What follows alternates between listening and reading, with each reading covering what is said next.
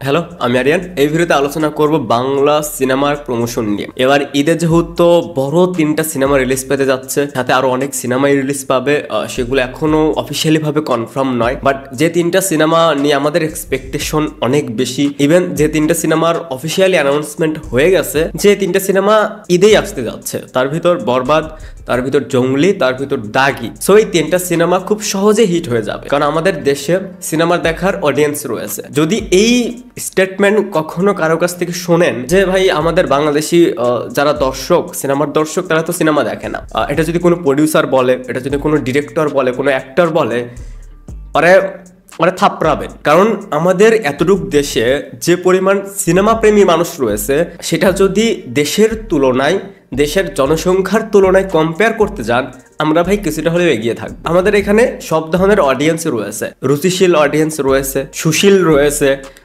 ভালো খারাপ বোঝে এরকম অডিয়েন্স রয়েছে।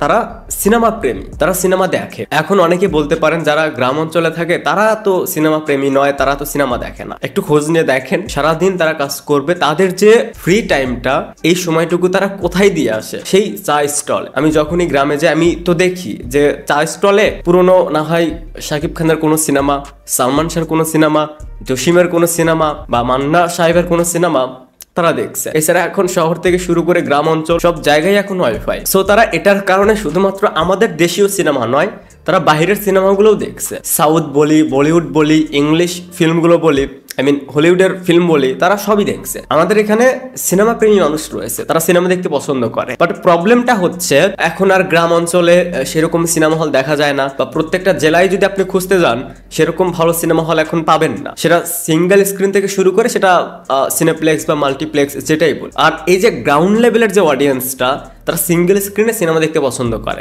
সিঙ্গেল স্ক্রিন একটা সিনেমার টিকিট কত হয়? 50, 100, 150 টাকা, এর উপরে তার হবে না। বাট আপনি যদি সিনেপ্লেক্সে একটা সিনেমা দেখতে যান, 500 টাকার টিকিট। সো এটা তাদের জন্য এক্সপেন্সিভ। এটা একটা বিগ রিজন বলতে পারেন। গ্রাউন্ড লেভেলের যে অডিয়েন্স, অনেক সময় দেখা যায় তারা অনেক সিনেমা সম্পর্কে জানে, যে কোন সিনেমাটা রিলিজ পাচ্ছে, কোন সিনেমাটা সামনে রিলিজ পাবে, তারা এটা জানে। বাট প্রবলেম, তাদের আশেপাশে সিনেমা হল নেই। যাই হোক, এই প্রবলেমটা তো অনেক দিন ধরেই। বাট এর পরেও একটা এভারেজ সিনেমাকেও আপনি হিট করে নিয়ে যেতে পারবে। এটার জন্য যেটা সবচেয়ে বেশি দরকার, সেটা হচ্ছে প্রমোশন। আর এটাই করা হয় না আমাদের বাংলা ফিল্মের ক্ষেত্রে। ঈদে দেখবেন যে 10টা সিনেমা রিলিজ পাচ্ছে, তার ভিতর 1 থেকে 2টা সিনেমার প্রমোশন হচ্ছে, আর সেই 2টা সিনেমায় বেরিয়ে যাচ্ছে, হিট বা সুপারহিট হচ্ছে। বাকি যে সিনেমাগুলো থাকে, সেই সিনেমাগুলো রিলিজ করা হয় উইদাউট প্রমোশন। দেখেন, এদের মাঝে কেউ তো প্রমোশন বোঝেই না। আবার অনেকেই প্রমোশন বলতে শুধু বোঝে যে একদিন একটা প্রেস মিট করব, কিছু ইউটিউবার থাকবে, যারা ফেসবুক, ইউটিউবের কন্টেন্ট ক্রিয়েটর, বা কিছু সাংবাদিক থাকবে,